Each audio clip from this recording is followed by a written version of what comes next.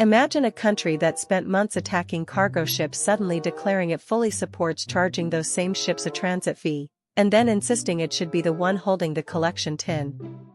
That is precisely what Iran did this week, and it has left diplomats, shipping executives, and oil traders completely flat-footed. On July 14, 2026, news broke that Tehran had not only endorsed Donald Trump's proposal to levy tolls on vessels passing through the Strait of Hormuz, one of the world's most critical maritime choke points, but had gone one audacious step further, announcing that Iran, not Washington, would be the entity collecting those fees. 20% of all globally traded oil flows through that narrow channel every single day. The implications of today's announcement stretch far beyond one disputed waterway. This is a story about power, money, and a diplomatic sleight of hand that could reshape the entire Middle East. To understand why Iran's move is so extraordinary, you need to know what Trump's original proposal actually entailed. The idea, floated earlier this year, was to impose a transit charge on commercial vessels, particularly oil tankers, passing through the Strait of Hormuz as a mechanism to generate revenue and assert American leverage over the region following a period of intense Iranian aggression. Back in late April 2026, Iran had launched direct attacks on ships in the strait, prompting thousands of additional U.S. forces to deploy to the Middle East. That military escalation set the stage for the preliminary U.S.-Iran agreement signed on June 18, 2026, which formally reopened the strait to commercial traffic after weeks of disruption. The toll concept emerged from those negotiations as a way of giving both sides something tangible to point to. Washington framed it as a security levy. Tehran apparently saw it as something rather more lucrative. The sequence of events on July 14 is worth examining carefully, because the timing was clearly deliberate. Iranian officials publicly endorsed the transit toll framework, offering the kind of legitimacy Trump's team had been seeking from a regional actor, and then, within the same statement, declared that as the coastal state with sovereign rights over the waters adjacent to the strait, Iran was the appropriate body to administer and collect those fees. It is a classic diplomatic judo move: accept the principle your opponent is championing, then redirect the benefit entirely to yourself. PBS had already flagged back in April that any Iranian proposal to collect tolls in the strait would violate established international trade norms, specifically the United Nations Convention on the Law of the Sea, which guarantees innocent passage through internationally recognized straits without financial imposition. Tehran's position today essentially ignores that legal framework entirely. Financial markets have not taken today's development calmly. Oil prices, which had already experienced significant volatility throughout the Iran conflict period, one analysis noted that a £10,000 investment in gold when the Iran conflict began would have grown substantially by July 14, are once again in flux. Shipping insurers who had only recently begun reducing war risk premiums for Hormuz transits are now reassessing their exposure.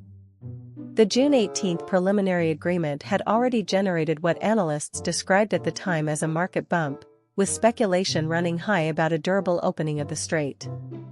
Today's announcement has reignited that speculation, but with a deeply uncertain edge. If Tehran insists on collecting tolls that the international community regards as illegal, any shipping company that pays faces potential legal exposure, while any that refuses faces the prospect of Iranian interdiction, precisely the scenario that triggered the April attacks in the first place. The Council on Foreign Relations, writing shortly after the June 18 agreement, was already warning that much remained to be done before any deal could be considered durable. Today's development illustrates exactly why. Under Article 38 of UNCLOS, all ships enjoy the right of transit passage through straits used for international navigation.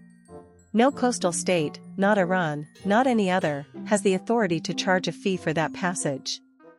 Iran is not a signatory to UNCLOS in its current form, which gives Tehran a convenient excuse to dismiss the legal argument, but the rest of the world operates under those rules. Britain, the United States, the European Union, and virtually every major maritime nation regard the free passage principle as non-negotiable. What Iran is proposing today is not a toll booth, it is, in the eyes of international law, closer to an act of piracy dressed up in bureaucratic language. The diplomatic response from Washington, London, and Brussels will be closely watched over the coming hours. The BBC's analysis of the June agreement highlighted a fundamental tension. Both the United States and Iran had concrete gains to point to, but both also faced serious internal obstacles to keeping the deal intact. For the Trump administration, the reopening of the strait was a headline win, proof that maximum pressure, followed by negotiation, could deliver tangible results. For Iran's leadership, the deal offered relief from some of the economic stranglehold that had been tightening since the April military escalation. Today's move, however, suggests Tehran is already testing the boundaries of what it agreed to. By endorsing the toll concept but claiming the revenue, Iran is simultaneously signaling cooperation and asserting dominance. It is a message aimed as much at domestic hardliners, who were skeptical of the June deal, as it is at Washington. Whether the Trump administration interprets this as a negotiating gambit or a fundamental breach of the agreement's spirit will determine the next chapter of this crisis. For the roughly 20 million barrels of oil that transit the Strait of Hormuz every single day, the next few weeks are critical. Major energy consumers, Japan, South Korea, India, China, and European nations, are all acutely sensitive to any disruption in that corridor. The June agreement provided a brief window of reduced tension, and shipping volumes had begun recovering. If Iran now attempts to enforce unilateral tolls, the most likely immediate response from Western shipping companies will be to seek alternative routing around the Cape of Good Hope, for instance, adding roughly 2 weeks and significant cost to each voyage. That rerouting premium feeds directly into fuel costs, manufacturing supply chains, and ultimately consumer prices. Energy analysts who spoke cautiously about a market bump in June are now watching for whether today's announcement triggers a renewed risk premium in Brent crude. The situation remains, as of this afternoon, extremely fluid. There are several specific signals that analysts and investors should monitor closely in the days ahead. First, watch for the official U.S. government response, whether the State Department treats this as a technical dispute within the existing framework or as a material violation of the June agreement. Second, watch the International Maritime Organization, which has the mandate to arbitrate exactly this kind of dispute and whose Secretary General is likely to be under considerable pressure to issue a formal position. Third, pay close attention to the insurance market. Lloyd's of London war risk rates for Hormuz transits are a near real-time barometer of how professional risk assessors view the stability of the situation. And fourth, watch Iran's domestic political landscape. Hardline factions who opposed the June deal will use today's toll announcement as evidence that Iran can extract Western concessions while maintaining strategic assertiveness. If that narrative gains traction inside Iran, the incentive to escalate further increases significantly. Here is the clear, uncomfortable truth that today's news forces us to confront. The June 2026 US-Iran agreement was always more fragile than the headlines suggested.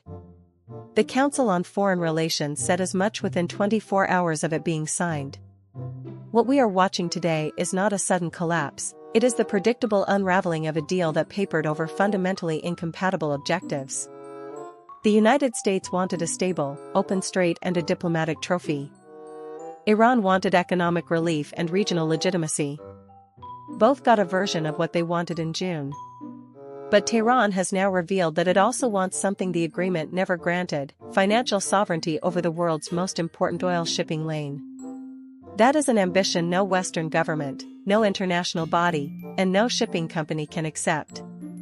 As of July 14, 2026, the Strait of Hormuz is open, but the battle over who controls it, and on whose terms, is very far from over.